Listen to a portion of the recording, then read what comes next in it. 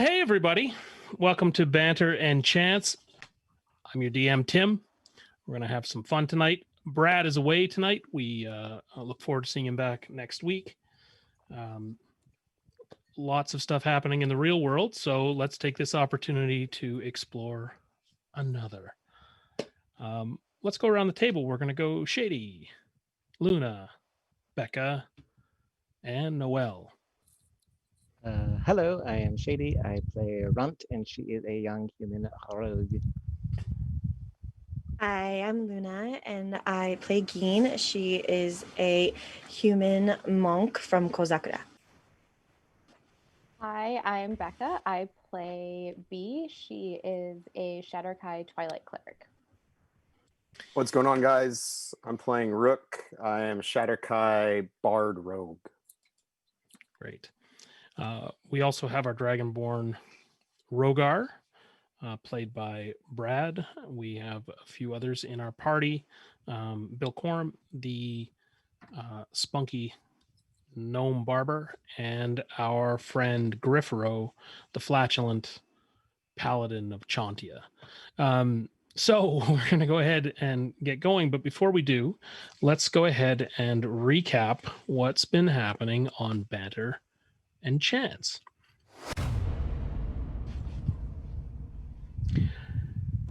The last few episodes have focused on the frantic chase of our party across the Sea of Fallen Stars,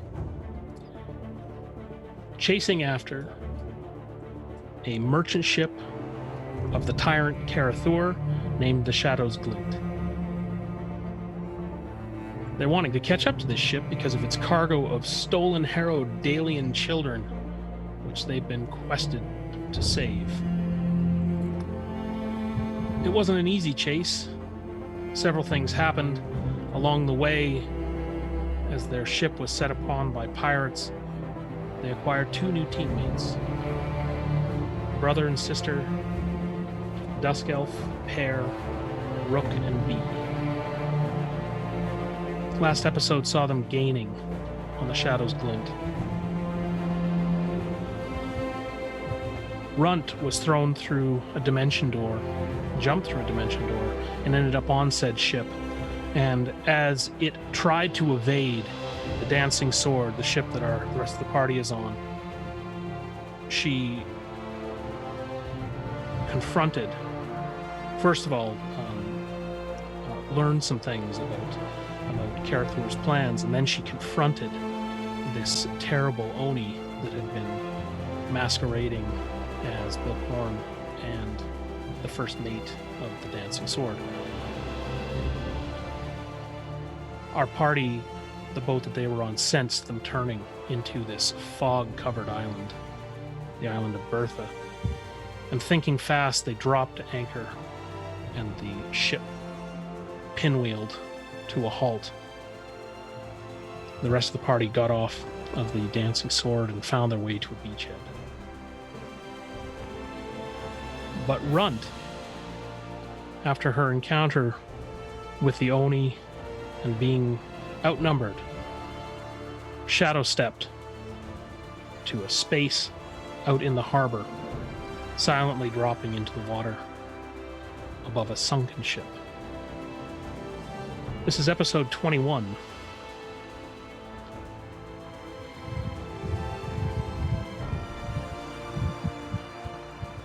And we're going to get going. So let's start. We're getting serious now. Yeah, we're gonna get going. So this episode is entitled "The Dark Side of the Moon." Runt, your head is bobbing above the surface of the water as you're on the center mast of a boat that is submerged to the side of a dock where the Shadow's Glint is currently moored. And I should mention really quickly before we get going, we are enjoying a fantastic map that has been crafted for us by our friend Korok DM. Yay. And I don't have my chat open right now, but it is my understanding that Korok will be staying up late tonight as he resides in Germany and may be joining us. So if you have a chance to say hello to him, comment on his work, please do. Runt, you are on that third mast of this submerged ship. What would you like to do? Do I see anything happening on the island from where I'm at? Yeah, so when last we played, having successfully hidden in the water behind this mast, you watched as they unloaded the children and assembled them in a sort of beach space. Two of the sailors off the Glint had drawn the short straw. This was Zam and Sea Prey. And these sailors drew the short straw and were voted to accompany the Oni to march these children to wherever they were going. And as you watch, they're lining them up and getting ready to take them down the path. I want to try and, as quietly as possible, drift over there so I can try and kind of find an opportunity to blend in with the other kids. Okay. You can see that around this sandy, sort of trampled grass, open space, there is there are a few bushes and a few trees that you can lift yourself up onto the shoreline, dodge in behind, and perhaps catch these children as they seem to be heading up a trail that's going to soon cut. It's rising up quickly and is going to soon cut amongst the rocks.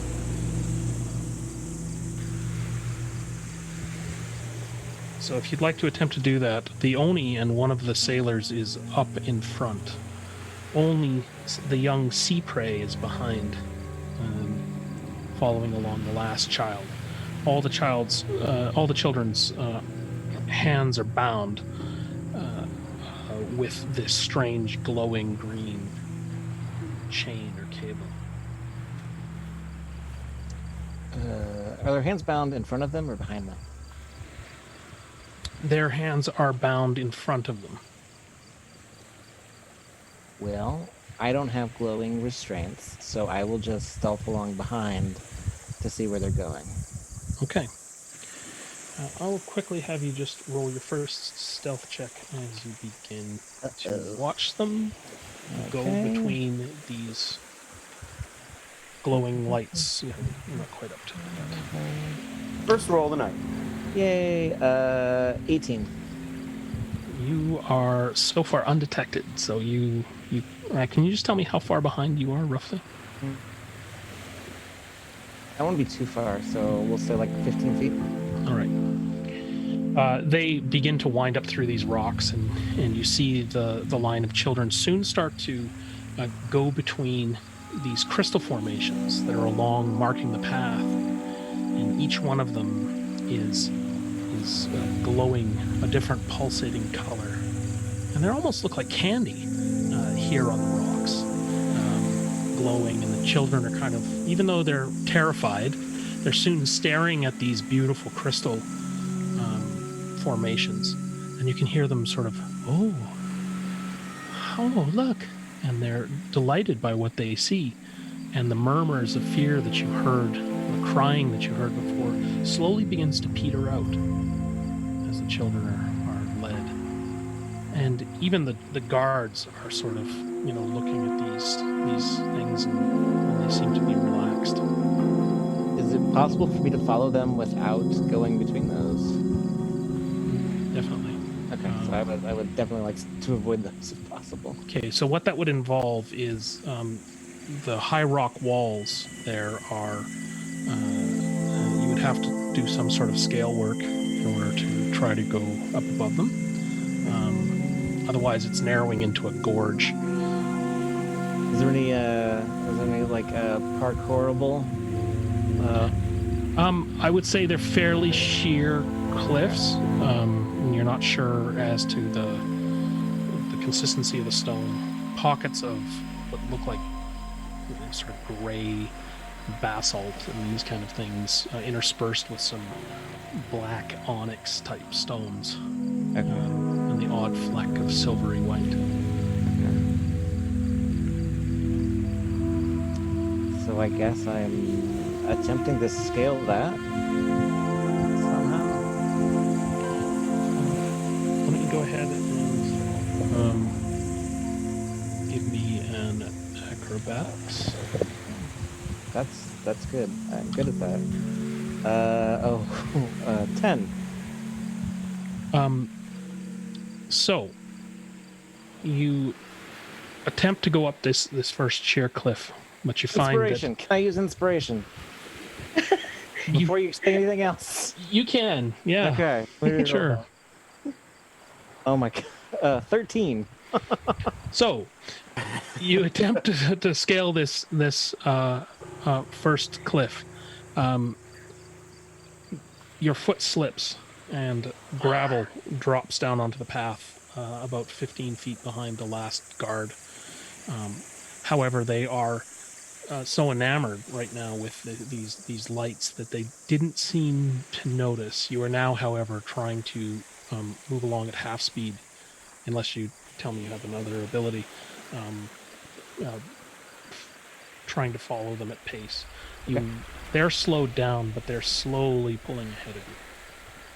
And I guess I need to speed up and possibly keep closer to them than I was before. Okay. What do you notice about these lights?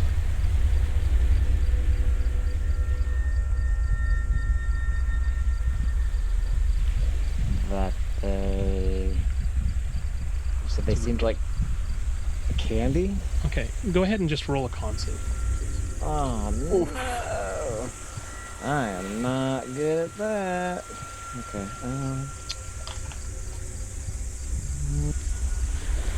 Oh, I have nothing. So 17 straight. Okay. You feel for a moment as if you're drawn towards the light, and it holds your attention for a moment. And this great wave of calm and comfort rolls over you.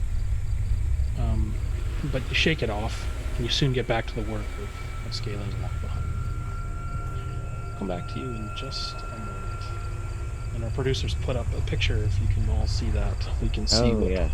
we're dealing with in this winding track. Does look like you. We don't have a map for the next part, but what I will describe very quickly is that the three of you, Geen, Bee, and Rook, as well as Rogar, are standing there with Griffaro and Bilk. On the shoreline, you have two boats next to you.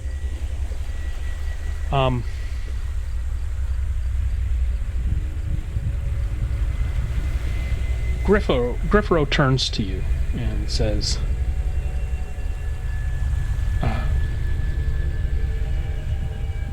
"You must remember, Pevek is not safe on the boat. I would hate for him to fall into the hands of our enemy. I will be with you shortly, but for now, you continue with your reconnoiter, and I will join you." And without further ado, he steps back into the boat and decides to return to the ship, to the DM's delight. Soon to join us again. The rest of you are standing in front of a flaxen-haired young girl named Clarissa.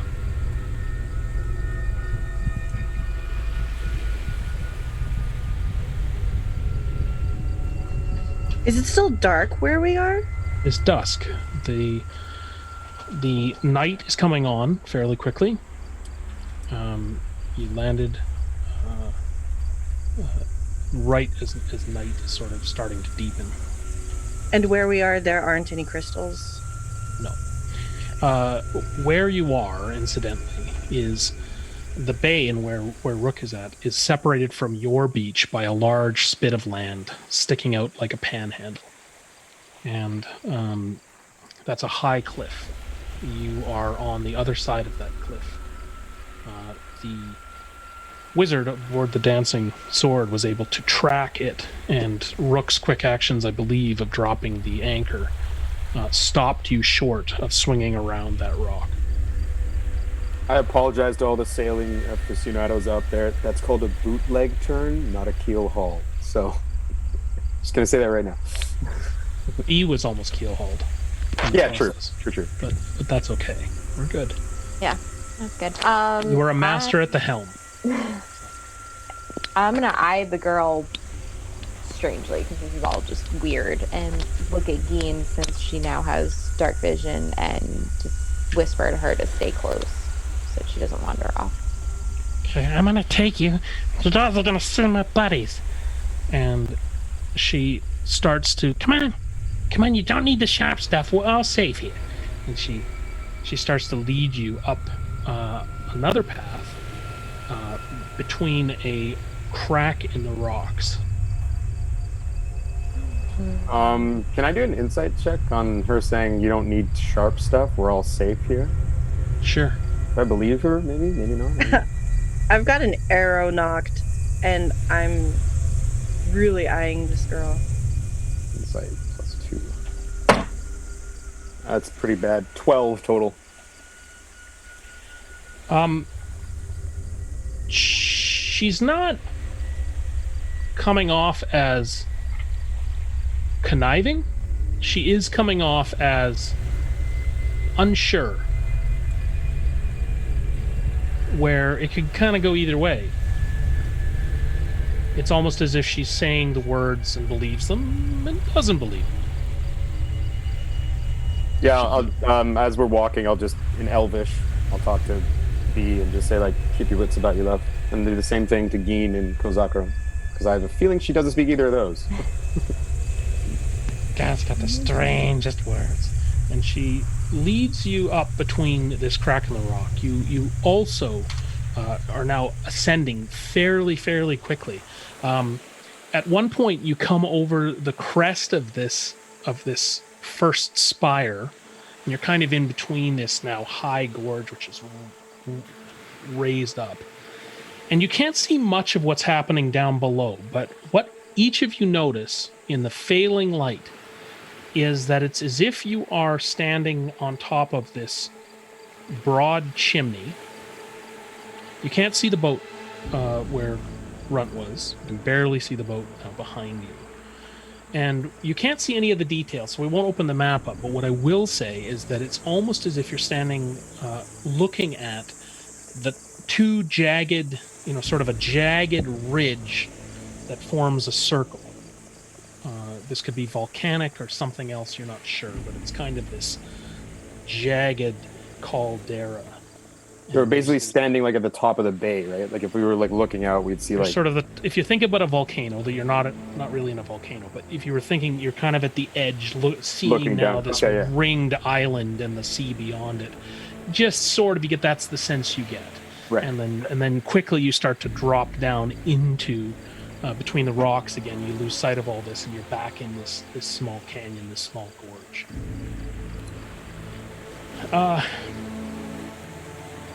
Passive perception of 17.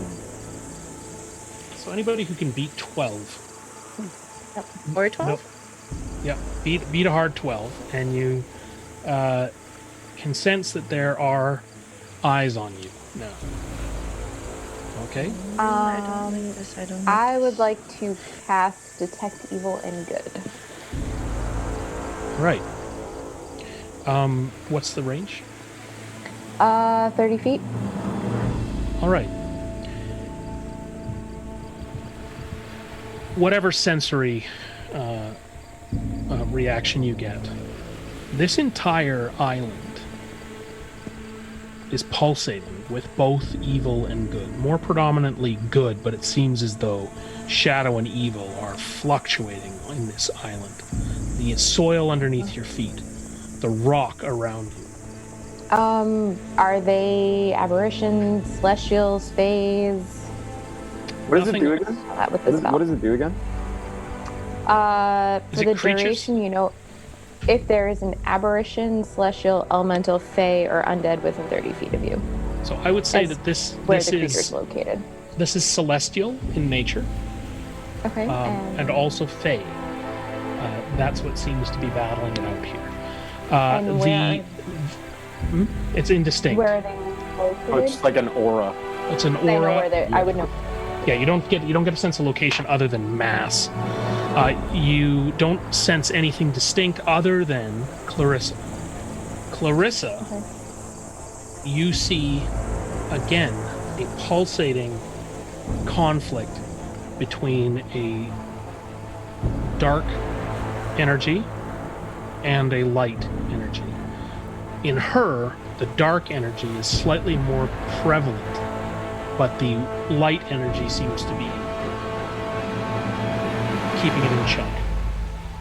It's a tension back and forth. And it's almost sickening to you because it's not as if it's a clear answer. It's just like a fluctuation. Oh, But she's emanating with whatever that is. I will be tapping on Rook's hand. The eyes that you perceive are looking at you. You don't seem to get a clear read off them. Your little Ghostbuster, ecto scanner doesn't go off around any entities in front of you. Okay. Okay. Run. The chain of children continue to wind through this this group. They're now going quite slow, and so you're actually having to work to kind of slow down. They're oohing and awing at every one of these crystals. Roll a con save for me. Oh my god, natural one. Oh. Your instinct is to let yourself down off the rocks and step to the middle of the path. And that's what you do. When you can only half notice that you are stepping forward and making a little bit of headway now, catching up to the last guard in the group. The three of you, Griffaro and Bilt, are led into an opening, darkened opening, just off the beach. This similar walls to what Rook is dealing with, but no light. I mean, run. Pardon me, Runt is dealing with, but no light. Drink. So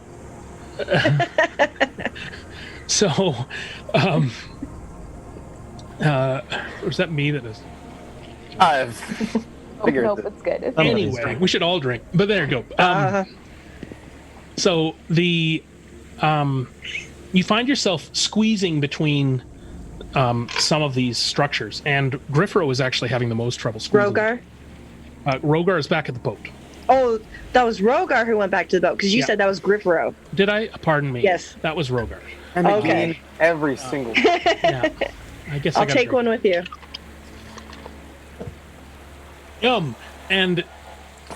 And so soon you notice that up on the rock you see a rather strange sight. 12-year-old child in this light, who has dark vision? Everyone now, right? everyone. Yeah. So in this 300 light, feet. you can see that this is a 12-year-old child. They are dressed in tattered clothes. They have a bow trained on you, and they're looking down at Clarissa. You hear the child called. She says, "What's this then? Who you bringing, Clarissa?" And Clarissa looks up at him or her and says, Trill, I got some friends. And with an air of importance, this child lets himself down off of this rock, saddles right up to you, Rook, and looks you square in the eye, and then goes to you, B, and looks you square in the eye, and looks at you, Geen, crouches down next to Bilk, looks up at Griffro, and then says, "Doesn't look like you come with the others." What others? Is there another group coming through here? Oh yeah, it's that the group of the pirates. Right, and the kids, the long line of... Yeah. How many are there? Where are they coming from? They come all the time. You're gonna want to see the boss. Who's the boss? Hoot, he's over this way. So Tweet begins to lead you just a few more feet. You actually don't have long to travel. And you enter this sort of opening where it's got an opening in the crevasse, and there are these 3 stone altars or tables in this opening. And you can see a faint candlelight emanating between 2 of them where there is some sort of a passageway. He goes over to stand by that. He says, "Clarissa, go get Hoot. I'll watch these." And she says, "Okay."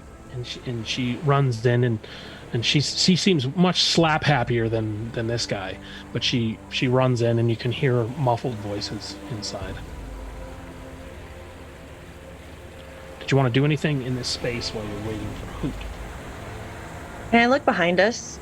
Sure, you come through very fairly craggy rock formation. I don't see anything. Anybody? No, not at this point. I would like to check out the altars. I'm going to talk to the 12-year-old little kid. Sure. Do the altar. One moment.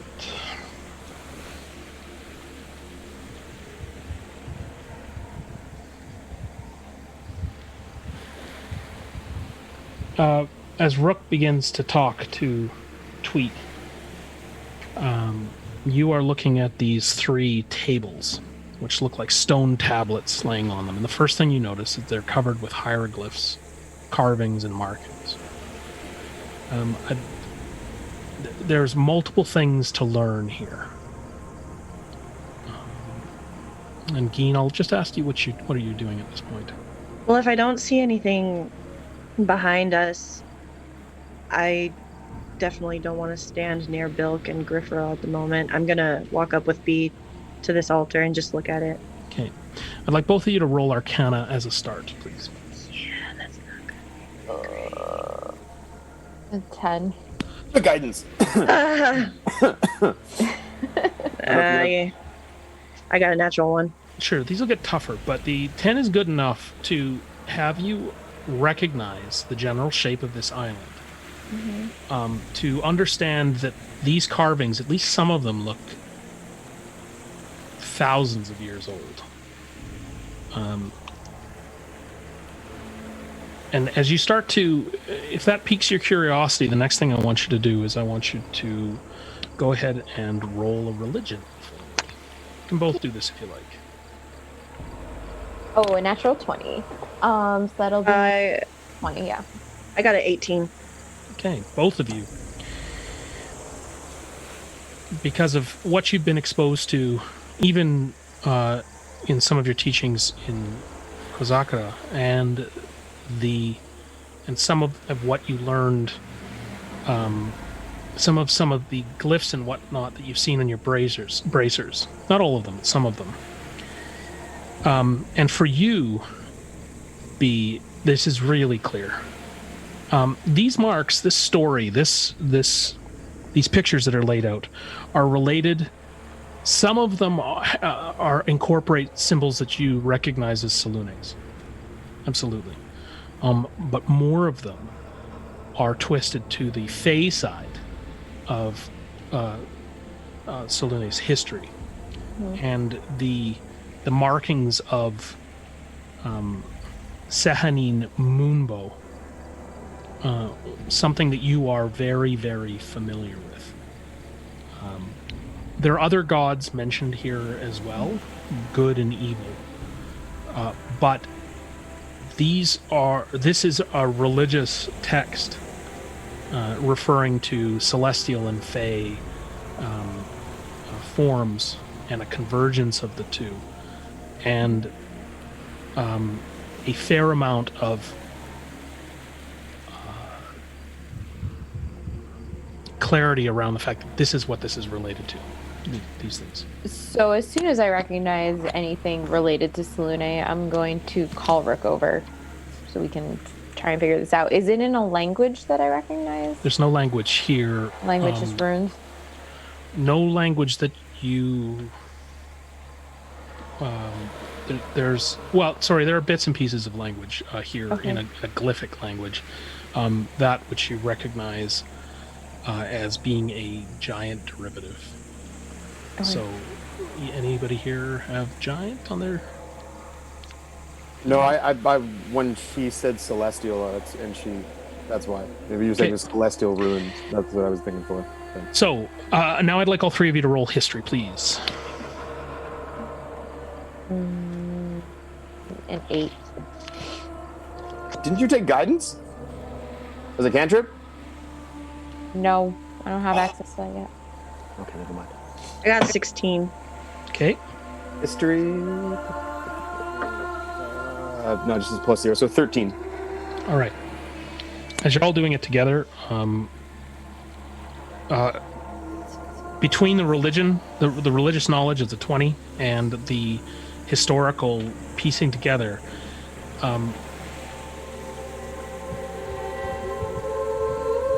you are familiar with, Rook especially, a sea tale of an island that is considered to be an axis of magic in these parts. Okay, this is something that you'd heard in the long stories of the night, and it was an island that was looked over by giant kind, not huge snarling giants, but druidic giants, or at least giant kin, furbolgs. Okay, as you begin to piece this together, Bees, with your religious check, you see clearly that this is an indication that this island has been fought over. It's been fought over by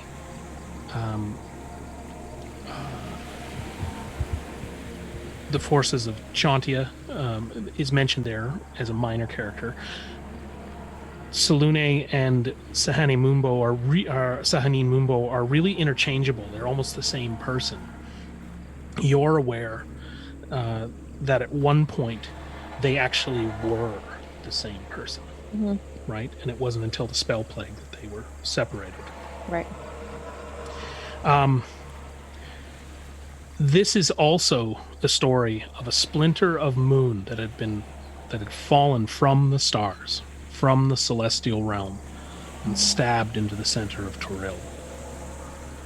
And what these pictures, as you piece them together, seem to say is this island is in fact the only part of that splinter that is visible above the water of the moon seas, eons ago having fallen and stabbed into the earth. Among the good deities that you see mentioned here, you see the servants of Segilune, and I sure hope I'm pronouncing that right. Cegilune. And what you know of her as an ally of Shar and Bane and Talona that are also mentioned here is that she is the Bitter Moon God, an ancient Fey demigod, lesser god, that uses lunar power. This is why you're so familiar with it, to do dark things, to weave shadow and grow malevolence in the world. The very last thing that you notice, and this is where it's written in a language that you can work out. And you said Celestial was one thing that you... Rook knows Celestial. I know Celestial. Great. So then you can actually see this. And this is what it says. Although it's kind of garbled and there's a few words you don't understand, it indicates that in the breaking time, which you understood to be the spell plague, and this is a newer entry. It says, we hid the helm of the Moon Maiden. We made our last stand at the font. We don't expect to live.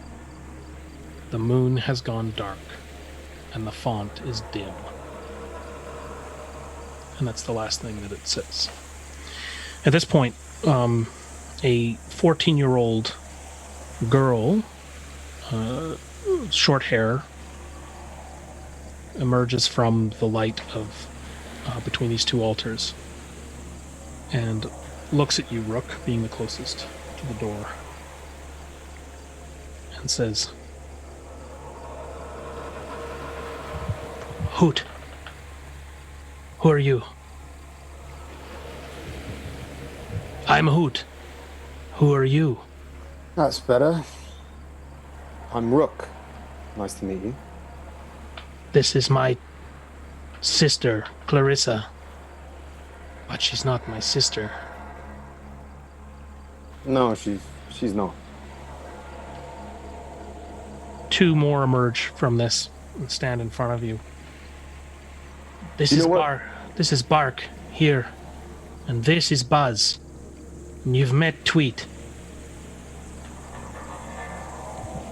And they've all got rusty bits and pieces of armor, rusty blades.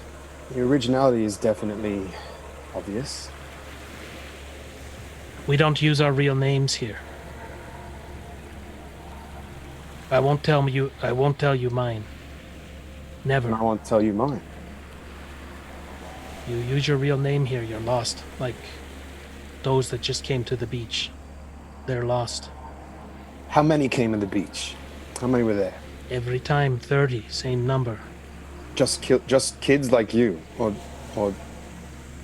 I was in a batch many months ago. Bark here. He was here before me. Buzz is the newest. Tweet. what are they? He What are rescued me. What do they look like? Are they like pretty frickin' dirty looking urchins with like? This look like the Lost Boys Right, and okay, girls, right? Bangarang. Yeah. Bangarang. So right, okay. How about we make a trade? Tell me all you can about the groups that come here and where they go, and I can maybe. Well, why don't just tell me all the information you can, and I will give you a gift.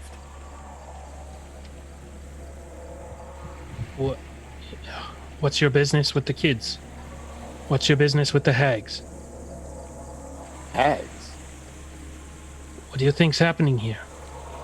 I have no idea. You're My not here business to with help us. My business with the kids is very simple. We want them not here. We want them not here. Tomorrow night, we're going to rescue all of them. We've had enough. Can I do an insight check on that? You don't have to. He's 100% legit. When he says we want them out here too, I go,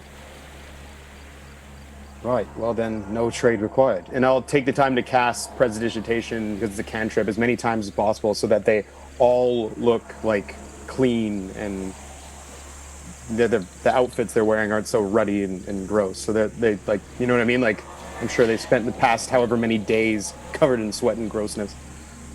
This looks like years of grime. But Yeah. they do clean up in some of their clothing, even though if you're repairing it, it's more. still It's pretty not really repair. It's more like the dirt on their dry skin. clean. Yeah, so Yeah. they do look this. The only one who appears disgusted by this is Clarissa, and she goes, gross. And she sort of sneers at you with a real growl. And Hoot looks at her, grabs her face, and looks her right in the eye and says, "Sister, how are you feeling? You're scowling again. Have you had a drink?" "I don't. No." "Drink this." And she holds up a flask with water in it, and he almost forcefully pours it down Clarissa's gullet, and you see the eyes soften and the sneer soften, and Clarissa sort of says, "Yeah, thanks, I feel better," and she wanders into the cave. Would before she wanders in the cave, would Bee have told Rook what she'd sensed with her detect evil and good? So after I see the forcefully put the drink down her, I'll just look at her and I'll use prestidigitation again, ironically, because it does sensory effects, and I'll do a little black ball in one hand and a little white ball, like a little glowing ball in the other hand, and I'll just look at her and go, "Alex, don't let one or the other take over. Sorry." And then I'll just go like this, and like the ball will be like black and white, and it'll just kind of like match. And then I'll be like, I'm sorry. And then I'll turn back to Geen and B. B, when this all happens, you see a flash of darkness in this child, and then you see a flash of light as the water is consumed, and the glow of goodness returns to this child, and she then heads into the kids. Yeah, I'm gonna ask what they gave her. Like, was it just water, or I find that strange. Hoot turns to you and says, "It's good, clean water. It's water from the stream. Where's the stream? In the cave? We can tell you, it's down the track here. But why don't you come inside and we'll tell you what we know." I'm just gonna kind of look over at Rook. We can trust them. They may be young, but they've seen some shit. We can trust them. And I will slowly follow them down into wherever they're going. Okay. They lead you into a cave. That cave is lit. There's a small fire burning. There are a few rough cots within that cave, and then there's another entrance that sort of heads off it. That you can see there's another tunnel, a small tunnel that continues on through. Runt, you are still following the group as one of the guards puts his hand on your shoulder and gently pushes you into line with the last child. And he sort of says in kind of a stunned voice, "Don't lose your way." Go ahead and roll a con save for me. Gotta be better than last time. You got this. 16. As you go next to the next child, a green tendril extends from their shackles and goes around your wrists. Suddenly you realize that you're not so okay with this. Now, you don't have to say anything or let on, but you shake off whatever spell the next set of lanterns has on you, and you are fully aware of the situation that you're in. Ah, look at this candy. This good candy. Yes. Very cool. You can see that this guard is just as entranced as these kids with these lights as the procession continues to wind around this candy-colored track, and soon you can sort of get the sense of a breeze coming up above you as this procession begins to emerge from something. We'll come back to you in just a moment.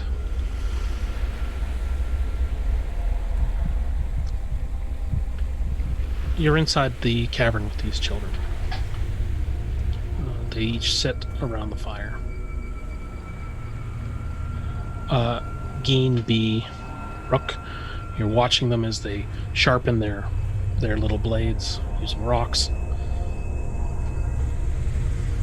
Why tomorrow? Why not tonight? Tomorrow is high moon. The hags have the most power at high moon. But they're also at their weakest because their focus is on the children. We can't approach. I will show you what I mean. And he drops his blade, beckons you to go into the small cavern and behind the back of the cave. Geen, come along. I'll follow.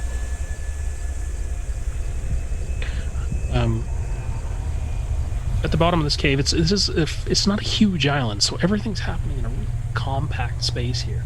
And you get into this cave, and right away you see that there's moonlight above you, or starlight, and there is a ladder that's been assembled that actually heads up this wall to this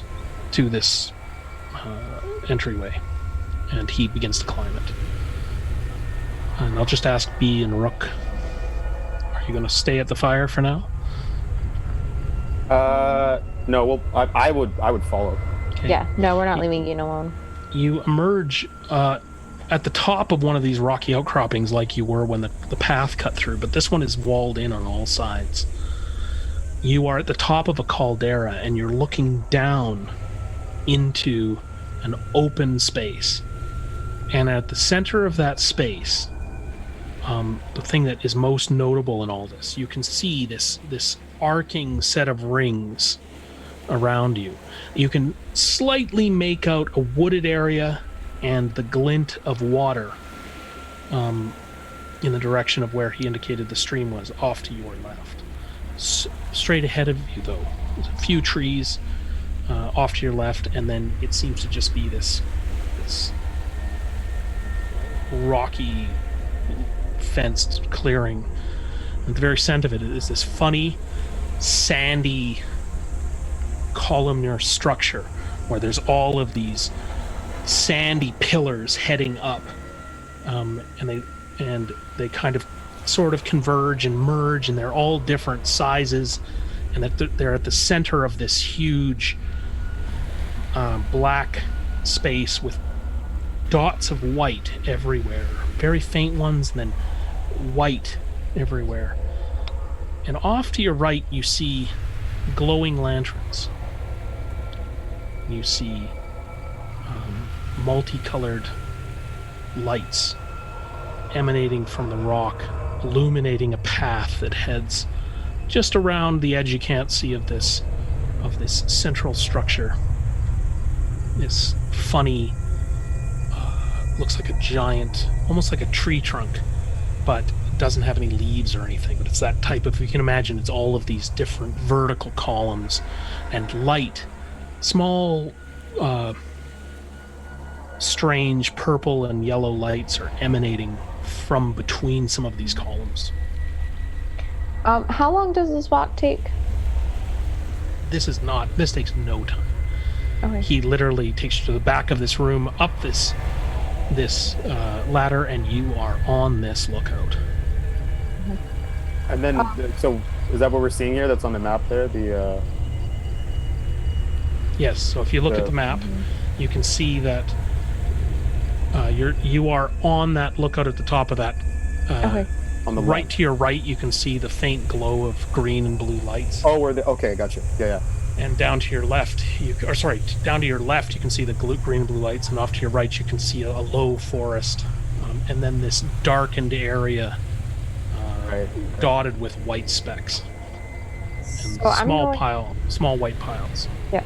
So when we get to the lookout, I'm going to ask him if he can describe if he knows what the hags look like and also how he got away. So he begins to point around this area. This is the Hag's Keep, we call it. It's this stinking place there. There are 3. There was another, but she has since gone. We are part of a long line of children that have managed to escape them. And would you like to ask him anything directly? Yeah, how they escaped. Tomorrow night, when the moon is full, the children will be,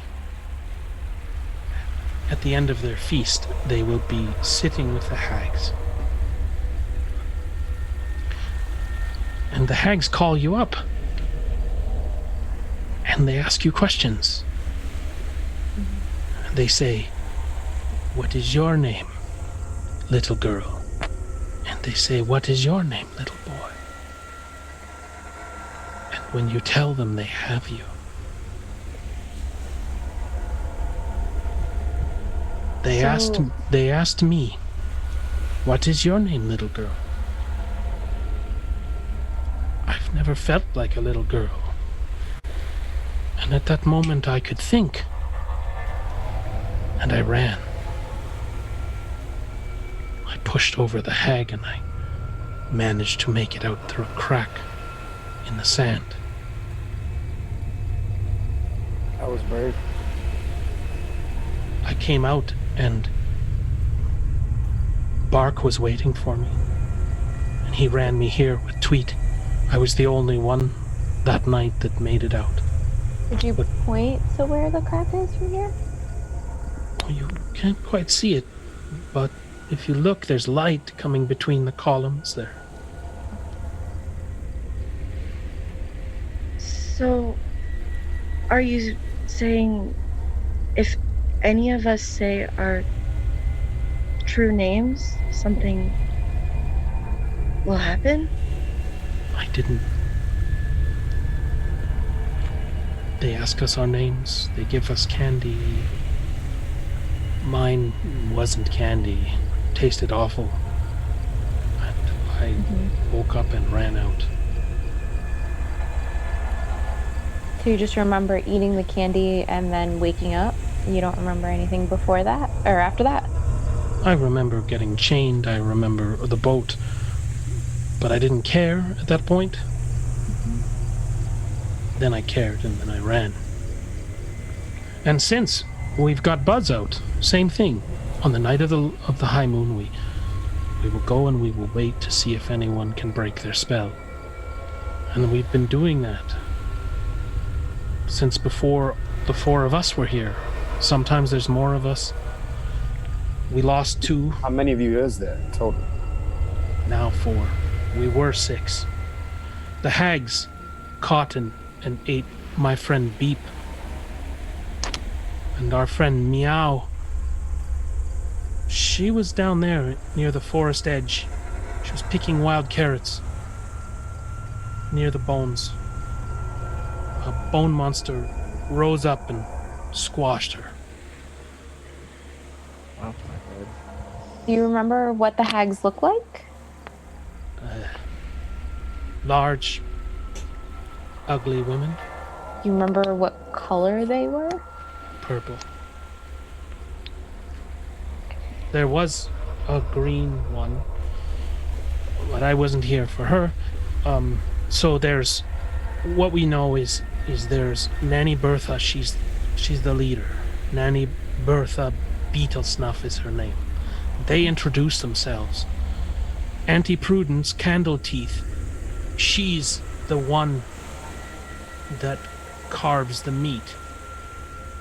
There's a new one. She handles the mirrors. Gertie Grinder is her name. She replaced one. Her name was, and he sort of turns now, and Bark is behind him. And Bark pipes up. She replaced Snickering Olga Smoke Rattle. She was a big, tall thing, but she was in Baldur's Gate and she lost a mirror. And By the mirrors. the mirror's how they trap the kids. Mirrors She in the lost a mirror, and Nanny Bertha got a box, and now she wears her guts for garters. I don't like Nanny Bertha. Yeah, that Karathor was mad at Smoke Rattle and sent her home and sent her guts to Auntie Bertha. But Auntie Bertha found another hag, and Gertie Grinder came, and now Gertie Grinder takes the names. Take names and mirrors. Yes. So tonight, Have we ever seen anything like that before? Either me or B in any you have use of no. Geen. This is ringing some bells for you. Particularly the conversation you had with the gentleman in Harrowdale, the silversmith who carved the mirrors. The names on the mirrors.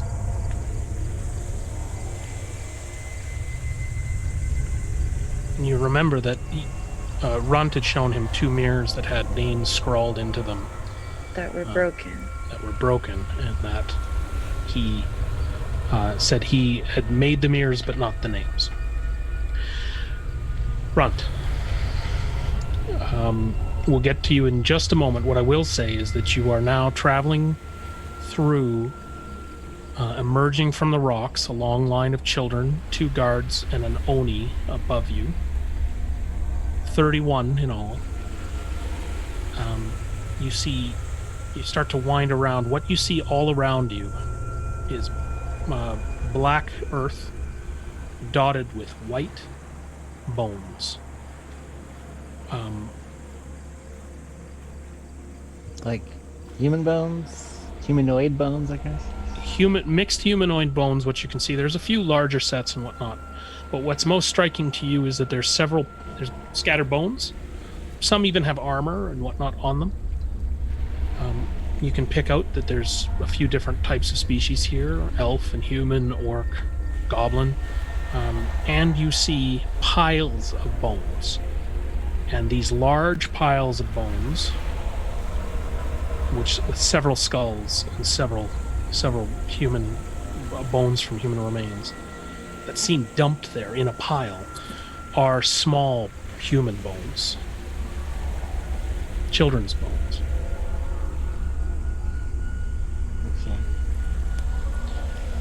Okay. You are led up to the front of this sandy, orange, strange building.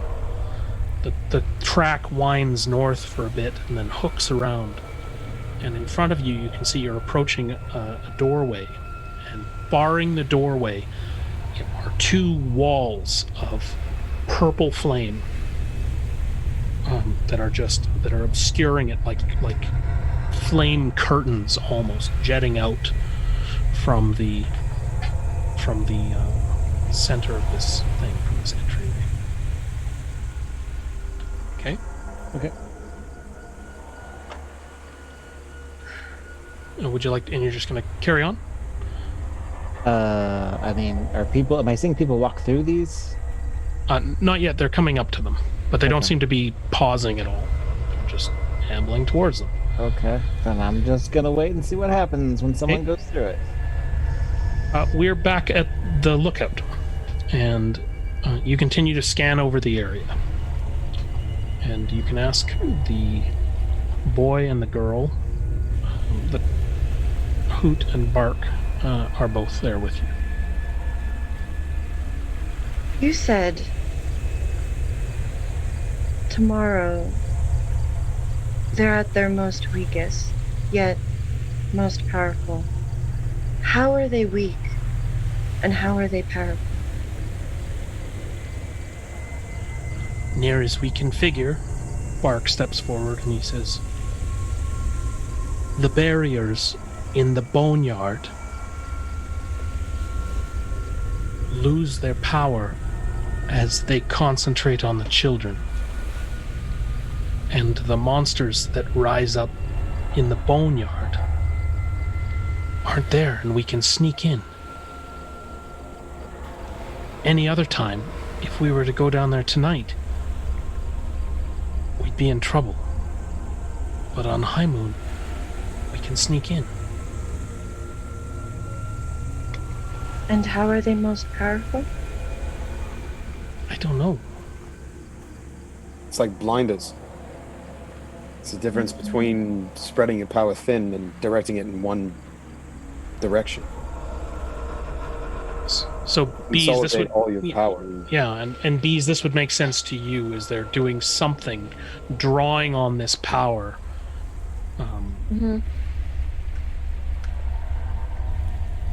Good thing I do too.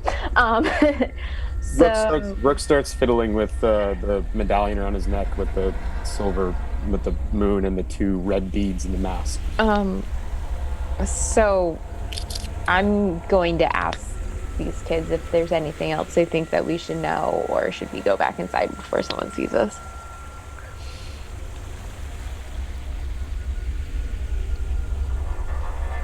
They won't see us up here. We are here a fair amount, but let's go back inside.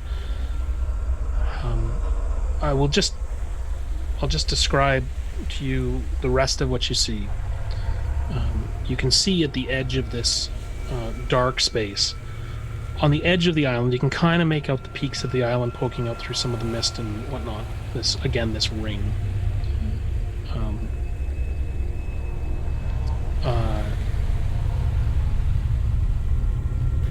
No, actually, I think I've told you everything that you're going to see from here. Pardon me. So, let us... You're welcome to go back down inside. As you do... I'm before we go down, I'm gonna let everyone else go down first, but I'm gonna just keep looking out at that dark area and just kind of whisper to myself, Runt, I hope you're safe. And just go down. So, as you do that, you'll see this line of children emerge. You pick up that there's children heading into this structure. And if you're not 30 feet away from B, you can sort of make out with your exceptional eye, just as Runt, you are following this procession, you just catch the smallest glimpse of Runt just heading around the corner. You can't tell it's her, but just the smallest glint that makes you go and catches in your chest when you see the children and you recognize one of them more than you think you should. But it's just it's the briefest moment. Wait, so they're just there and gone again, or they're there? Just disappeared around the corner, and you're not even sure if that's what you saw. It's just you're just like you just did a double take. You sort of look. You thought you saw kids. You look. The one on the end looked slightly familiar. But if it's a line of like 30 kids, it wouldn't have been just a flash, would it? You would have seen them snaking through, sure. Oh, okay. Yeah. Okay. But we would have been more than 10 feet away from you at that point, so you'd lose your vision. Well, that's why I'm yeah. wondering. Yeah. I'm wondering, like, how, like, if I saw a flash of something, I want to head back to, I guess, the hole where the ladder is, and just yell out, "Oi, henna hito, kochi koi!" Like, you weird person, come here. 'Cause I don't know his name. Hey, go back up there. She needs to see, apparently. I'm gonna go back up there, Okay. tap her again because she needs it again. And now I'll go talk back with Hoot. Okay. You see Tap her on at the this shoulder. point you see. I'm just gonna point out to the general area where. Yeah, you can see some flickering lights against a purple light, Rook, but that's all you can see is flickering shadows of people moving. Bees, if you're with her, that's what you see as well. Keen. You don't see any figures anymore, but because these. They do. How far is the distance of the dark vision? 300 feet. Yeah. Okay. So if it's any more than that. Yeah, so let's say that this is just, even if this is not dark vision, it's like you're looking out into the dark and you The kind of see these smallest. some haze. movings. Okay, gotcha. Yeah. Okay. Okay. I think I saw something there. As you head back down in, Buzz is not there. Bark and Tweet and Hoot are there. Tweet looks up at you, still from the fire, and says, and he's sitting with Clarissa, and he says, Hoot, how do you know we can trust these ones? Have they seen my circlet yet? Would they recognize that at all? Were these gummy sleeves are rolled up? If they know what it means, that- they're kind of curious, but it's not registering to them. I mean, so so they're around the fire in that little kind of Yep. hole there with the beds. Who's sitting by the fire? Is it Buzz, Hoot, and Clarissa? Or? Bark, Hoot, Tweet, and now Clarissa. Yeah. So I'm gonna go sit down next to Clarissa and do the same thing and bring the little black ball and the little bright colored ball out and just kind of like juggle them in between my hands like this. So it's like Cool. back and forth. And Neat. And they keep passing her water. And then I'll kind of like look at her a little bit, then I'll look back at Hoot, and then I'll look back at her, and then to Clarissa I'll say, look, I think maybe you and I have a lot more in common than you think. And then I'll look back at Hoot and go, and I know what you mean that you're trying to get whoever's coming in, those kids don't need to be seeing what you've already seen. If we can help you, we will. Don't worry. He says, And I'll- Clarissa's my twin sister, she says. I thought she was dead. Or gone. And then several shipments of children later, she came back. And I saw her as they were carrying her in, but she wasn't chained with the rest. And so we knocked her out. And I brought her here. But when she came to, she didn't remember me. She didn't remember her life. She seemed crazy and angry and wild. We gave her the water.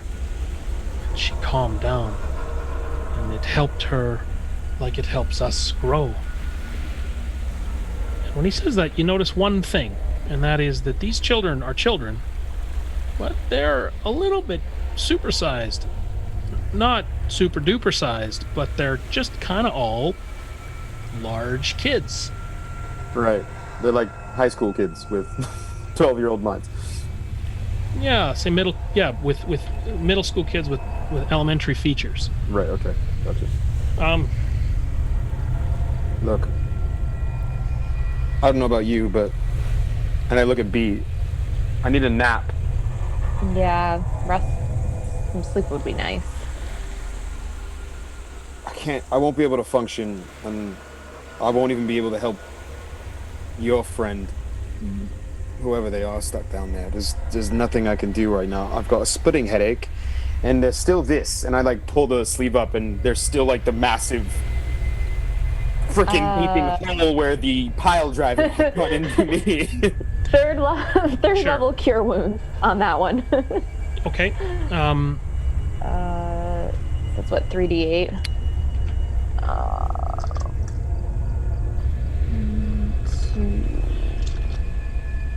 And as she's casting it, you see it's Rook is feeling it burn a little bit, and he starts just swearing in Celestial. That's 13 points back. One of the- Sorry, 15 points back. One of the Bark passes you his water flask. Drink. Oh, okay.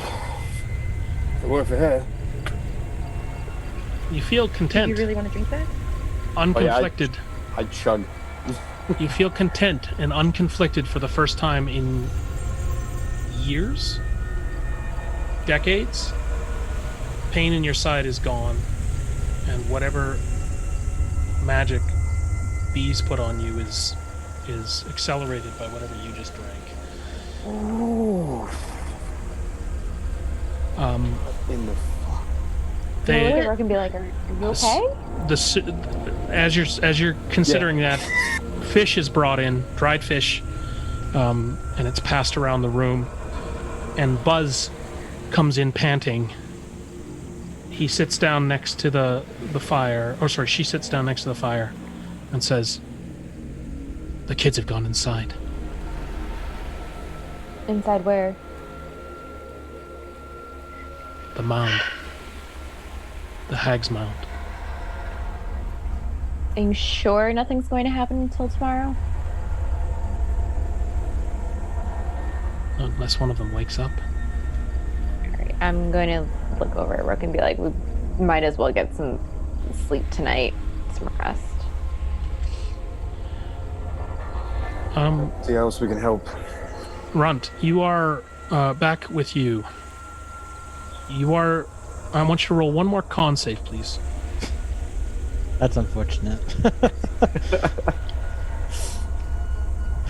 4. Before you reach the purple flame, unknown to you, your friend Geen is looking down. You see this terrifying purple flame. Your eyes quickly dart to one of the crystal formations, and the purple flame doesn't appear really scary anymore. You step through it, and you're greeted by this wonderful sight. It's this pristine room, as if you're inside a any kind of a hall. There's a platform at the front, then there's this huge bowl of soup that seems to be bubbling, and it smells just delicious. And there are the walls almost appear to be made of all of your favorite things to eat. And in your case, there's lots of, worms and beetles and stuff that just seem to be all on little skewers and easy to pick, and they're just sort of all around you. And it's like all of your favorite things are there. The two guards come in. The Oni strides over.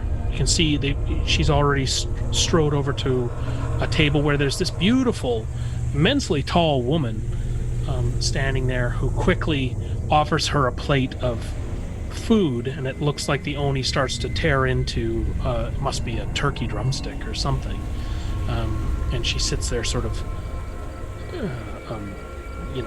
tearing at this meat, and soon offered another. And you notice you're led into this central area where there are 3 strands of glowing green chain arrayed on the floor, and the first group of 10 children is lined up at the chain by one of the guards, and the second group of children is lined up by the next chain, and there's 4 chains, and you're settled in between these. And again, the green tendrils sort of reach out and link you now with these things, and you feel quite content to just sort of sit there. And the hags, these beautiful women, strong, almost like tall, are smiling and singing this sort of playful little song as they ladle out bowls of soup from the cauldron, and it's passed around down the chain, and one of the sailors goes over and says, you missed one. And the one hag says, "I don't miss one. You must have spilt it or something." Oh, that's okay. I don't intend the soup. I will take some of that meat that you're eating, though. That looks really good. Well, they're quite a ways from you. She pours another bowl and jams it into his flesh and says, "Count better next time." And he comes over and he gives you this bowl, and the bowl is filled with a fatty stock. And for you, there's what appear to be poached snails and upturned beetles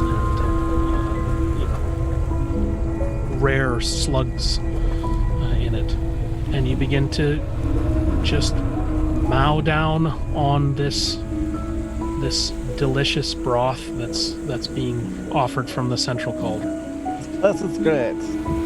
Love it.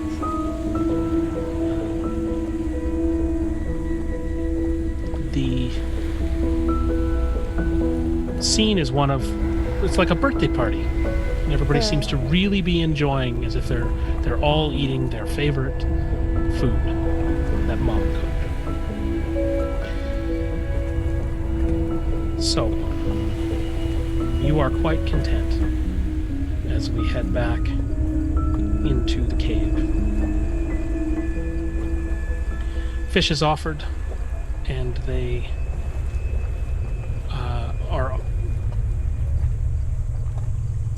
fish is offered to Geen and Bees and Rook. We now have 4 of the children sitting around you, picking at their food. Clarissa while seems quite happy to eat.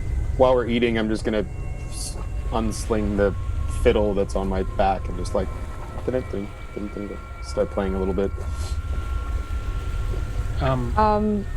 So I don't know if this will work because I don't know if I'm familiar enough with Rump, but I'm going to try casting Sending and seeing if I can get a message to her.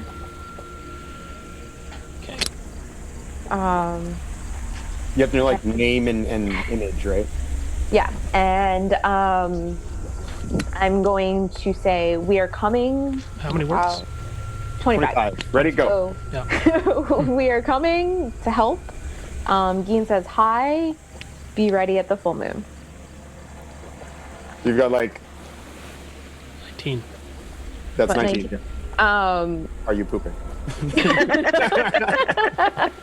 No, I'm just kidding. Just say like, don't lose hope. Runt, you hear this voice of Bees in your head. And can she respond without a sending ability? Yeah. So you can respond with 25 words. Oh my god, you guys. This place is awesome. I think it must be somebody's birthday or something because I think it must be somebody's birthday or something. So you just heard happiness in her voice. I will use my last 3rd level slot to cast Sending again. And say, it's not what you think. They are going to kill the kids. How many am I at? 16. That's 17. 17? Yeah, I promise we will be there soon. That's 25, right? 25. Yeah. Or like a little bit off by 1 or 2. Okay, I can't count with my right hand. go ahead and go ahead and respond as these words sink in. It's not what you think. okay, well I'll save you guys some soup. I really like your shoes. You have some more words. You have like 6 left, 6 or 7 left. Doesn't have to use all of them. She doesn't know No, that. the line goes quiet. Okay. However, I just want you to go ahead and roll a con save.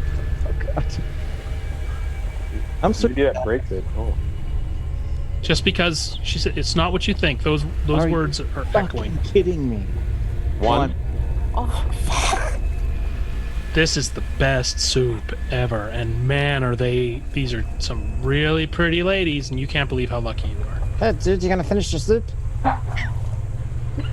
That was the last 6 words you hear. Hey, dude, you're gonna finish your soup. And you are filled to the brim, and anytime you want more soup, you just hold up your bowl, and more comes down the line. Fresh bowl is passed down the line. Nothing like fattening up the prey. So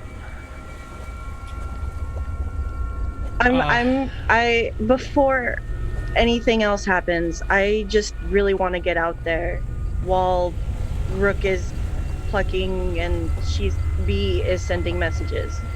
As soon as her messages are done, I just want to go up to the both of them, or at least if I'm not already near them, and just say, I know we need rest, but we need to talk. So, Okay. stop talking.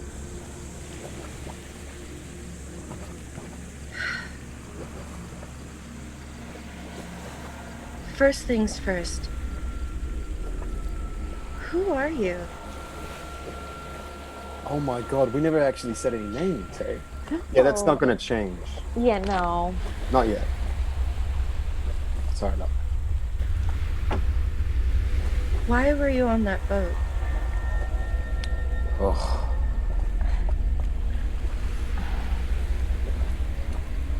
Fucking Silver Maidens, I fucking hate those. Yeah. Thanks for reminding me about them. Reminding you. Shouldn't have gotten yourself killed. I'm just saying.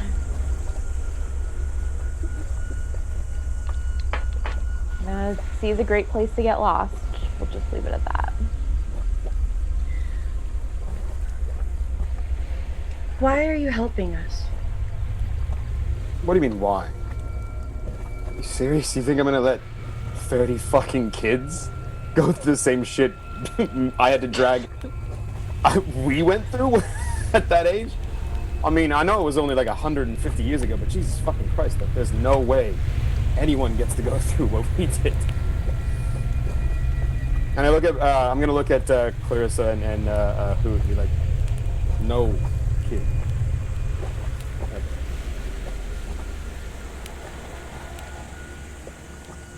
Did you go through that? No, Whatever's happening there? not that exactly. No, but Close enough. yeah. So It was scary to be 3 years old and me put in shackles. 3, 4, 5, 10, something like that. Something like that. So you were taken to Karathor. Now, how would you know him? Well, we're chasing these mirrors, and we were told they were being made under some company that he knows. Rook, you do notice that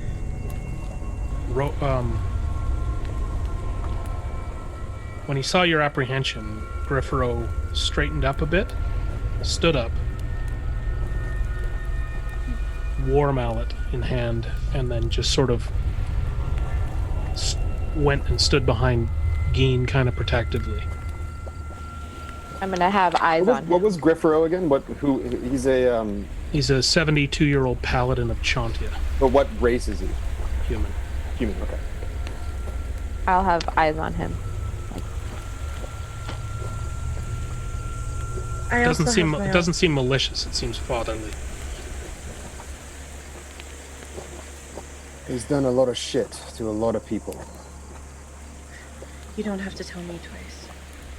No, I don't suppose I do, little dragonfly.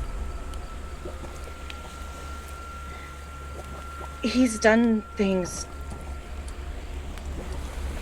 to someone very important to me. So getting to those children means a lot to me. I look at B with just like there's like a sort of a weird look, and then Geen, if you're listening, you'll see if you're listening, you'll hear this sort of weird kind of it's in common, but it's all mixed up and it sounds like a poem. And you just hear him kind of like rattle it off really quickly. And then it's like he's asking, it goes up at the end like a question and he's talking in beat. Rattle back.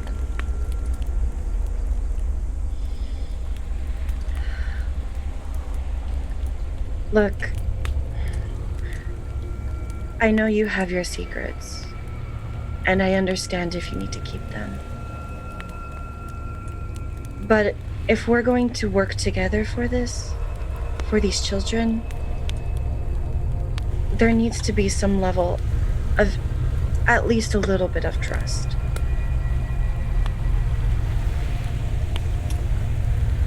And what have we done to show you that you can't trust us? I just want to make it clear. You didn't have to come with us. I know that. We would have done this on our own. I just want you to know. Without you.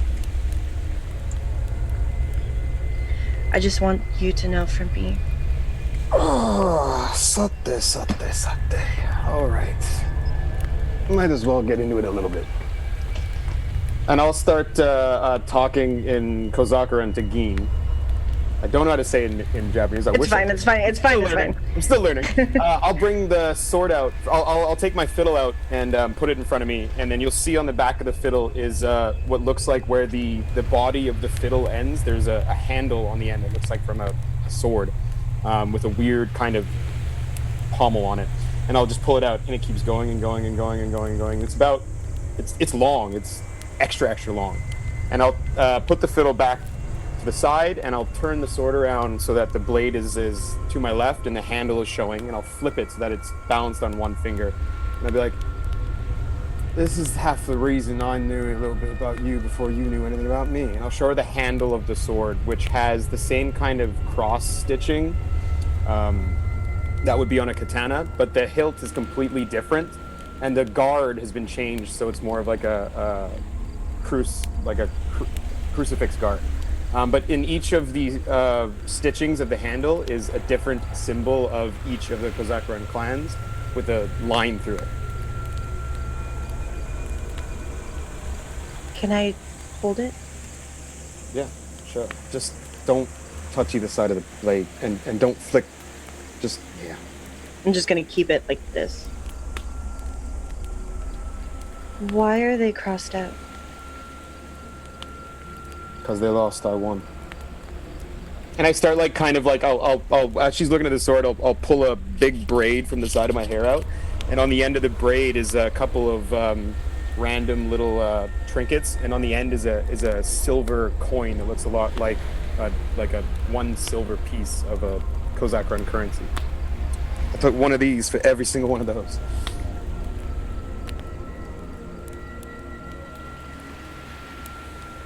Look.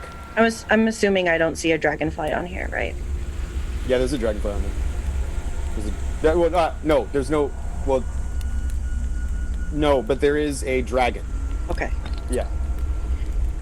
There's all of the major clans, none of the minor clans. You've been busy. I've had a long time to be busy, love. It's not just good moisturizer. You've been around for a while. I've heard of this sword, but I've never seen it. You should be lucky to have it. I found it. That was it. It's very special, just so you know. Right. This is how these things go. This is called a parlay. I've told a little bit about me. Now you give a little bit of information about you. What do you want to know? At this point, I have nothing else to hide. I've lost many things, and... Why were you chasing that ship? And why do you know about the mirrors and the kids? And what's your name? Your entire name. Well, obviously you've seen my sword so you know I'm Dragonfly. It's Tombo, my family name. Do you need a first? Insight check. Go You don't ahead. mind. Oh, all will. Thank you very much. All will. Dozo, all do- time. dozo, yatte kure. Dozo. Back of the night chant 20. No, I'm just kidding. 19. It's the truth. Yeah, I That's know, the I know, it's for the lols. yeah. Yeah, okay, so I asked for the full name. She gives it a. Does that. I mean, I didn't give the full name. I just gave you my family. I just said Tombo. That's my family name. So the insight is she didn't give you her full name. That's one. Yeah, okay, alright.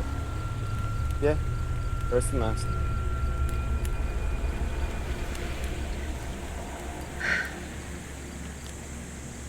Tombo Momoe. Ah, there it is. Now, you and I look at B, and I start talking again in the little kind of weird, like, rhyming pattern. And I basically am going to say to her, like, yes or no. I nod. So, only child? Or... No. One of maybe- 3. Now 2. Was 3. I had a older brother. Sister? Younger sister? I had a brother. Older brother. But he's gone. 3 years past. I have a sister. An older sister. But she's been taken. And I look back at B again. And I nod again. Really? Well, that changes a lot then.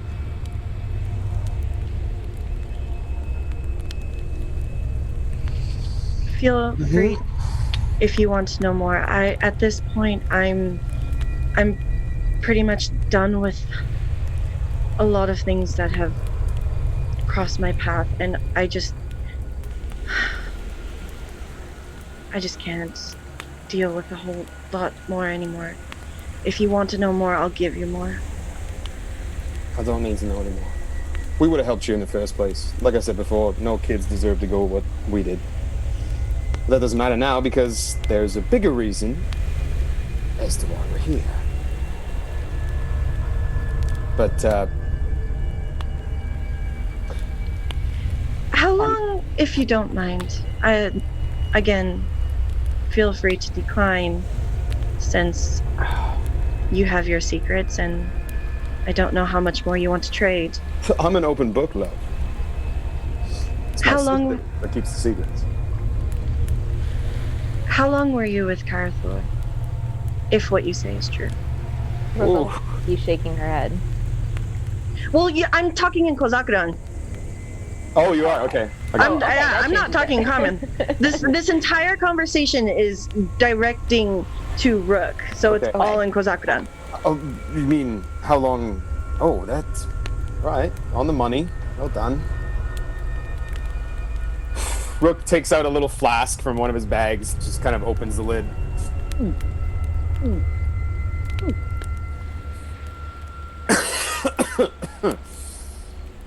A while. A long time. Not Wrong. recently, within the Nah. last year.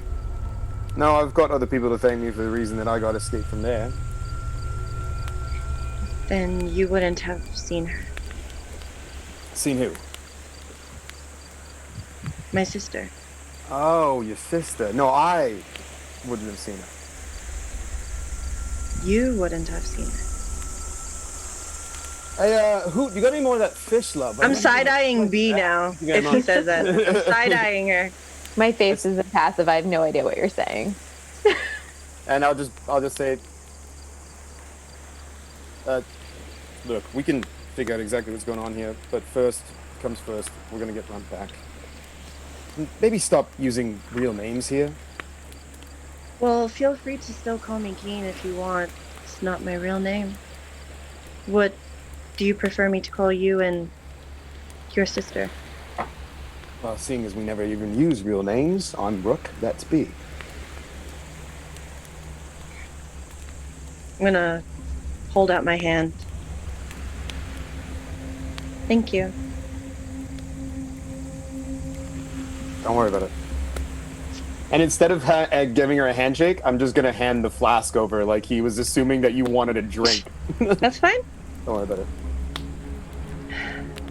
I'll just take a shot. Little sip. I'll take a shot. Oh, Okay, as soon as you take a drink from the flask, you feel an immediate sense of not a loss of the knowledge of the pain of your sister or the nerves that precede a conflict, but you feel at peace. You feel as though life just came into focus, and a lot of the worry and the tension that you have been carrying with you for so long is suddenly released from your shoulders. And I'll look at Hoot and be like, this is some delicious stuff. And I'll empty my own water container out and take theirs and kind of just like, do you mind if I...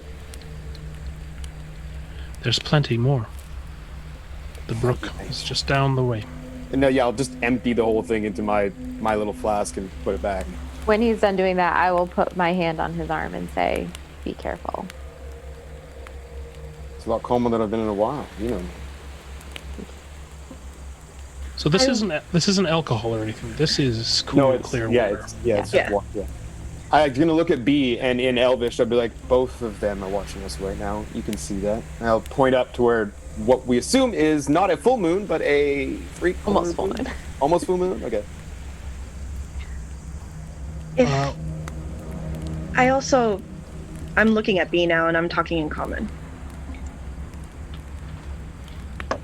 Thank you You're welcome. for allowing me to see. I'm not very familiar with magic, but what We you know did was that. very helpful. Anything I can do to help. And I'm going to smile at her in a friendly way. B, E? right? B, the two young girls and the two young boys that you're with, you see that Buzz is staring intently at the insignias on your armor, your whatever that is that you're wearing, and My messages. and at what is on your Your circlet. your circlet, your diadem or circlet. And I mean unbreaking stare. You're very popular with the young ones. Apparently. And I'll look at Buzz and be like, is everything okay? Is there anything you want to ask? This Mm-hmm. What about it? is all over here. It is.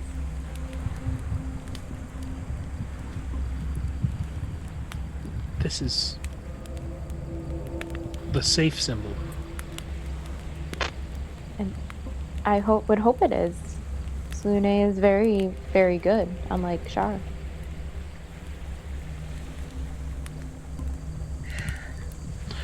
What is this place? I mean, there was that thing outside, but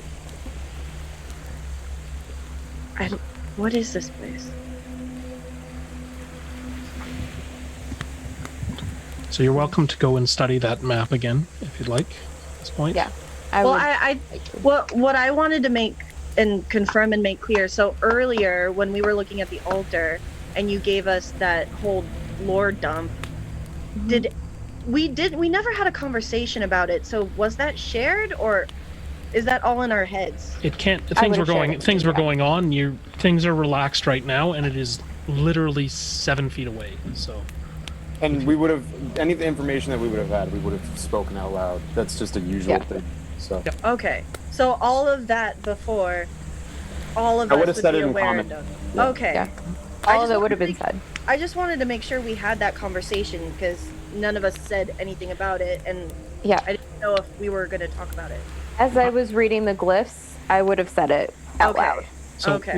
one thing I want to add here, as you're thinking about what you're going to do with all of this information, is now that you've seen the view from the overlook, a portion of that, the hieroglyphs and that one of those tabletops is very clearly a map of this area. I'm going to take whatever paper I have and do a rubbing of it. Okay. So we have the map. So what you see is, you can't see the entire map and all of it, but you see the panhandle.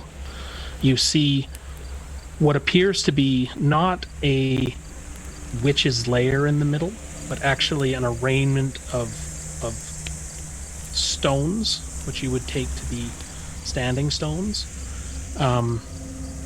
And then you see an indication of where a river cuts across the lower half of the island, the southern half of the island, but and terminates inside the ocean, or the sea. And however, at the very top of where that river originates, you see a symbol that you're familiar with, and it is a crescent, half crescent with a circle in the middle of it. So like a yep, and you know that to be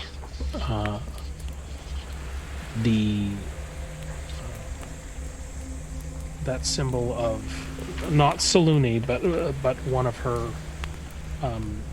what would you say, her other incarnations, which I have totally lost my notes for a minute.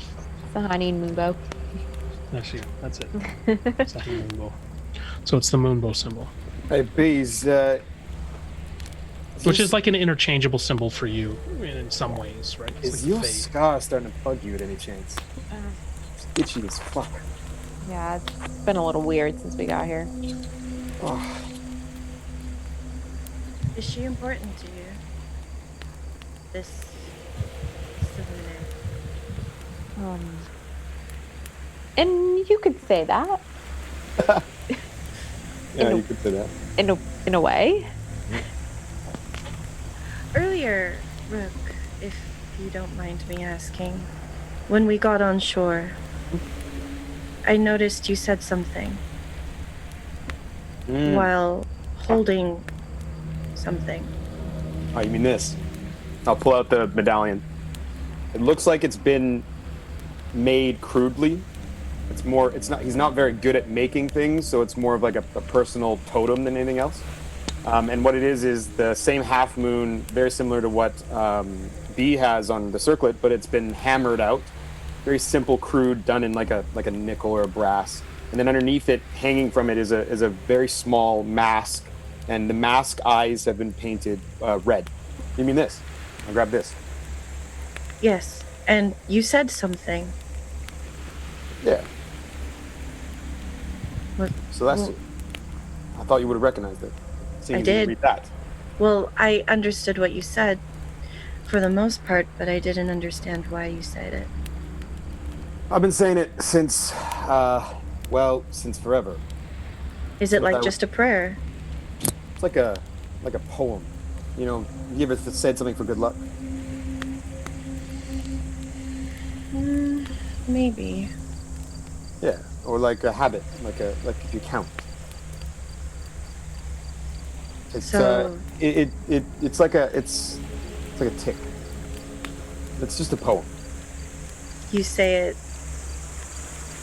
at any time, or Just whenever I'm feeling like someone can see me and I can't see enough. I've been running for a long time from exactly who you think I'm from, Karathor. And ever since I got dumped out into the middle of Wa, and I look at my Roll sister, my eyes. like, yeah, missed it by that much. Just a massive eye I roll. hope you've gotten better at placing shit like that, by the way, because if we have to jump through another one of those, I will be pissed off if we don't land on ground. And I flip Brooke off. Delightful. So Family. It's a poem. Ye- I've used it as a way to keep myself unseen. It's given me luck. if you've been running from him, you don't mind helping these kids. Is that what you'll end up doing after all of this is over, is continue running? I mean, I'll probably always keep running from, or running toward him.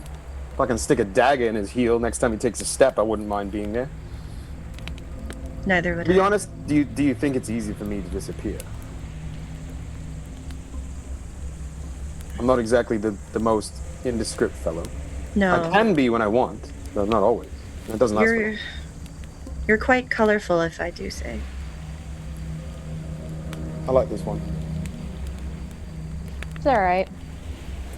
She's not bad. So anytime Karathor's name comes up, if you're looking at B, you'll just see a flash. Oh, of I'm anger. having this conversation with Brooke. Yeah, if you're looking at B, though, you'll see a flash of anger across her face anytime his name comes up. But it's like a quick. As you continue your conversation, I'll just Smash cut. yeah. The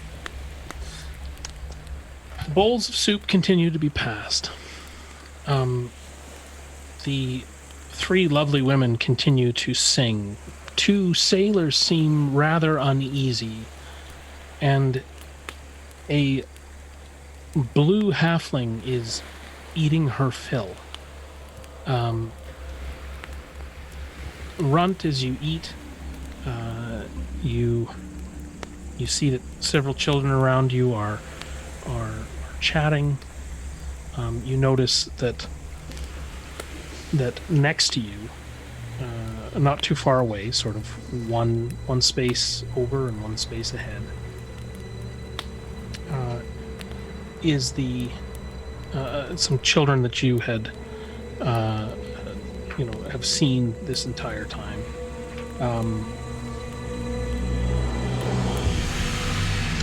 Do a quick con save for me again, please. Little Lem Trimble is just off to your left, and in next to him, and also enjoying her soup, is Mercy Wallace. 12. Once again, you're aware of where you are. You look down in your fresh bowl of soup, which is less soup and more fat. Sort of pure liquid fat. There are hard things floating in it, but they are not snails, delicious snails. It appears to be fingernails, strips of meat, an ear. She's still eating. Okay. Where there were beautiful women standing, there are three grotesque, huge hags. She kind of gags. Starts spitting it all back out in the bowl. Well, you don't recognize any one of them specifically. You recognize a hag. You see this. This is shocking to you. Something in your past triggers, and you remember seeing a large, lurching, bony-handed woman moving through. Do I know who she is? No, you don't remember a name, and she's not the one here, but the very stature of them, just the way in which they hold themselves as these large, dark fey creatures. You've seen one of these in Baldur's Gate. It was a very memorable encounter to you, and it's so far back now it almost feels like a dream. do I get the fuck out of here?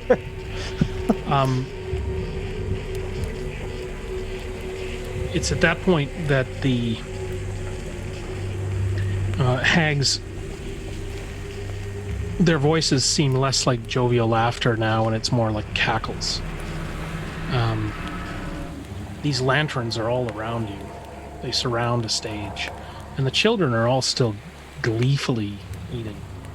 Mercy Wallace is looking at you. She's kind of bothered by the look on your face. She says, "What's wrong?" No, nothing. Everything's cool. This is good. This is cool. Everything's fine. So the children quickly turn their attention to one of the hags that mounts this stage on which the cauldron is placed, or is built around the cauldron. And they're reacting as if it's a Sunday school or an elementary school teacher talking to them. But what you hear in this snarling kind of voice is, "Okay, children. We will begin now to process you. You will go here to Gertie. Auntie Gertie will take your names, and don't lie to her now. She can tell if you're lying." as you continue to look around the room, you can see that there are the odd torso, the corpse is lying around the room.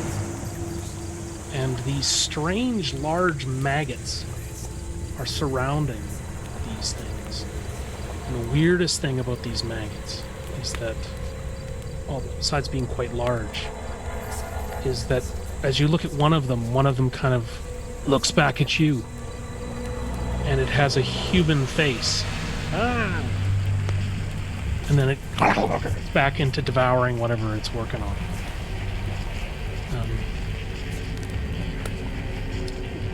You see the hag come down to the first child in your row. All of you keep eating. This will take a little while. And she raises up the one child who's smiling at her. She says, "Now go see Gertie. Gertie will take your name." And the child sort of, smiling, ambles over to Gertie and sits in a chair. Do I see how she gets out of her chain? The hag touches the chain, and the chain seems to just disappear. Okay.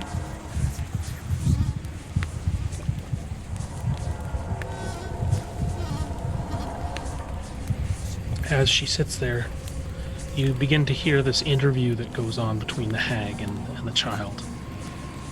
Now, the hag says, tell Gertie, what is your name, little girl?" And the girl is sort of stunned. She sits there.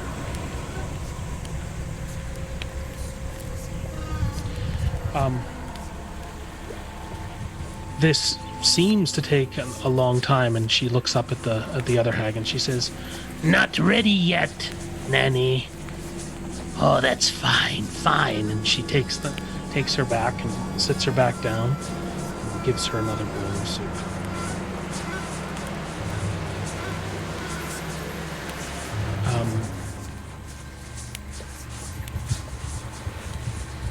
Is there anything that you'd like to Well, I'm planning on pay doing attention to? something if they touch my chains. Okay. So you will be in ready action at this point as you continue to eat your soup and Pretend to eat my soup because I, now knowing what they are, do not want to eat anything they give me. okay, got it. All right. The night carries on much like this, as you're now waiting for morning. None of the children are sleeping, Runt, and slowly you see that the day's lights begin to filter through the windows, and the hags continue to do their dark work. You can see that they are casting spells, that there are flashing lights going off. One more con save for me, please. Oh, shit. I'm just going to do something. Okay. Why don't you... I got a 13. All right, go ahead and tell me what you were about to do. I want to go. Excuse me. I have to go tinkle. Sure. I got to pee. Okay, as this is coming out of your mouth, you are aware that you're asking these hags to go tinkle. Suddenly, they're not hags anymore. They're beautiful again. And the one turns to you and just says, "It's okay. Just go where you are." And you are more than happy to do so. Well, it's a good thing I didn't really have to go. Okay. Clean up on aisle 6. The rest of you have talked. You can continue to talk in the morning, but you have all now taken a full rest. B. I wanted to have a conversation with one of the kids. Sure. One of them now in the morning says, I've got to go fill these skins. Would one of you want to come and help? Which one is it? Because I was kind of hoping to talk to Hoot. It's Hoot. Okay. Lucky you. Okay. Weird. I'll go. Rook's just gonna go to the washroom, and by Rook I mean Noelle. And Beck. I'm just sticking by the fire. Okay. Fire's burning low now. Geen, you follow Hoot out the door, and he begins to walk down a track past these tables, the opposite direction to which you came into the cavern. Hoot, was it? Yes. Before you came here, where did you come from? Well, I was from a farm, not too far away. From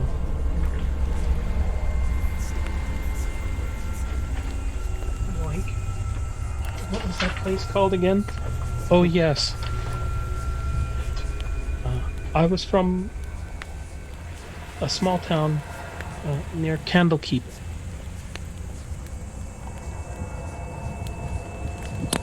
And my family was traveling, and I was taken with my sister. Traveling to where? We were seeing my grandfather, and he was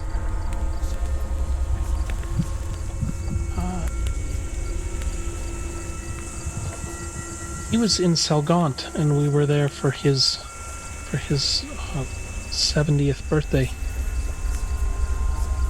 Do you remember when they took you and your sister? Yeah, it was during his birthday party. Who came and how did they take you? There were some kids. They offered some candy. We went out of the park where we were, and they said some things to us, and then we followed them onto a boat.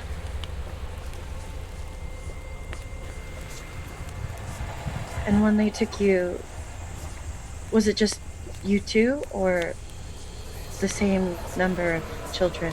There were The 30. lots of kids on that boat. And everyone else here, the others, Buzz and Bark and Tweet, were they with... They weren't with you, were they? Different trips. And they weren't with us. Do you remember where they're from? No, we don't talk about it.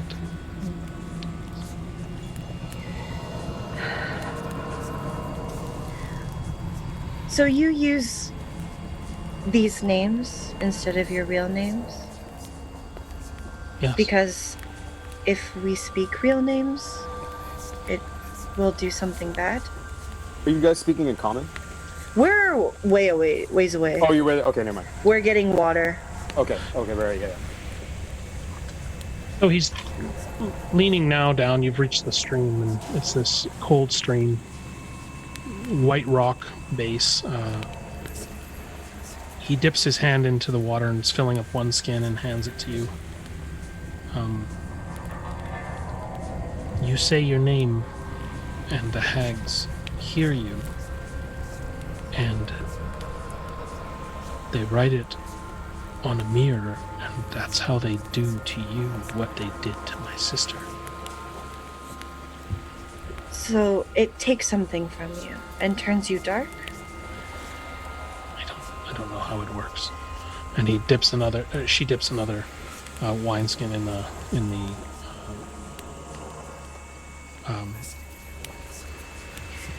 water, then holds it up and steps back, and motions for you to fill the other two. The mirrors are only for children. If any of us older people's names are said in front of the hags, could they still put it in a mirror, do you think? I don't know. There's a... I haven't seen them turn any adults. It's all kids. Do you know what they do with the mirrors after? Put them back on the boat. And the children?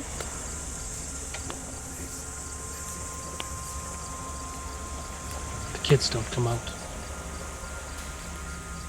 Do you know where they go?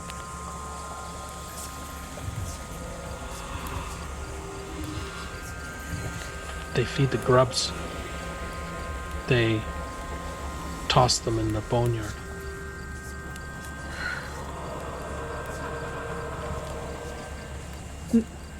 My friend may be with them. Should I be really worried?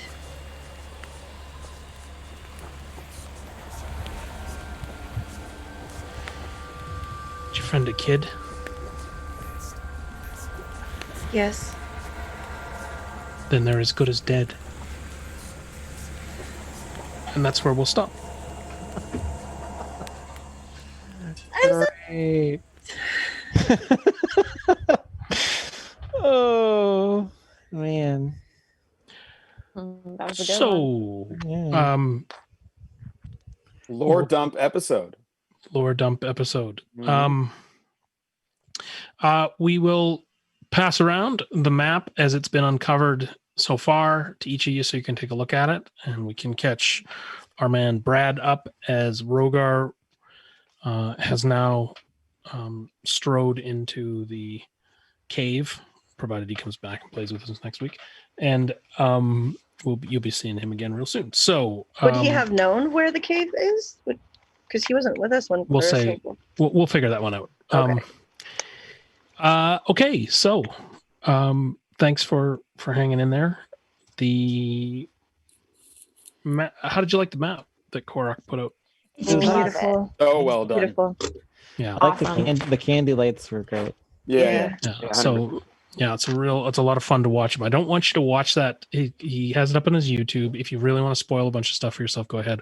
But once we're done with this island, you should check out how he makes this stuff work, because it is really fascinating, and I would encourage anybody out there to check him out and check out what he does, because it is absolutely stellar. Korok DM, right? Korak DM, Yeah. YouTube, thank you. Instagram that I know about, and I know Korak that he's with on a K. Patreon. Yes. Yeah. Korak with a K. And ending in a C. That's right. And producer's got it up on the screen right now. So let's get right to beans for the episode. And I believe our man Korak It's time for the is magic still with beans. us, Oh, having it's joined time us for from the magic across the beans. pond. Ha, time for the magic, time for the magic. Let's see who gets the magic beans. So it's fantastic to have him join us live. So Chalt is going to go ahead and open up the vote, and I would like us to go around the table. So let's do it in the same order that we introduced ourselves. So we're starting with you, Shitty. I'm gonna give it to Geen for asking lots of questions and being very curious about. Hey, these new people just joined us. What's their story? Fantastic. Uh, Geen, you were at a +8, so you are now at a +9. And Geen. Luna. I'm going to. I'm gonna go ahead and give mine to Rook for talking to me. And I know how they didn't have to, or he didn't have to, but he did. So Cool. thank you. Right on. And Becca? I'm going to give mine to Rook for towing the very fine line of just enough information without giving too much away. Yeah, that's an inside joke by far. We'll see how that folds out later. Awesome. And Noel. I got to give mine to Runt for eating that much soup. I especially like I like it. Like, she just keeps eating. Yeah. Well, I also like that there's a lot of con saves in there, and we unfortunately, I think unfortunately we dropped the ball with our sending. There was a very crucial thing we should have sent you, which we didn't. So sorry. I'm giving you the beans so that you can hopefully get enough to use it next session, so that you don't, I don't know, die. Yeah, that'd be bad. Well, that takes us up. So, Rook, you are now at +5. Geen, you are +9. So one more to get inspiration. And Shady, you are at +7. And you used an inspiration tonight. I did. So you drop an inspiration. Should have saved it with those 2 ones I rolled later on. Well, that's all right. It was getting tougher and tougher with those cons. So, okay. With that, let's talk. And Becca, Becca was sorry. So we have a Banshee Bean to award, and when I look at the votes, it goes to you, Becca. So Bees gets the bean. She's well on the board. Sister took my spot. BB. Damn you! Hey, you can't have it more than 2 in a row. You got to give it to somebody else, man. Yeah, right? Like, share the beans, yo. She can have it. It's fine. It's fine. I'll give it to her later. It's fine. So great. Well, that's fantastic. Next week we will be at full strength again, I hope, and we will get back on this map and see what we learn next. Mm-hmm. So, with that in mind, I want to say thanks to everybody, and especially big thanks to the people who join us regularly and Korok DMs. So please check them out. Have a great night, everybody. Bye, guys. Stay safe. Bye, everyone. Cheers. See you later.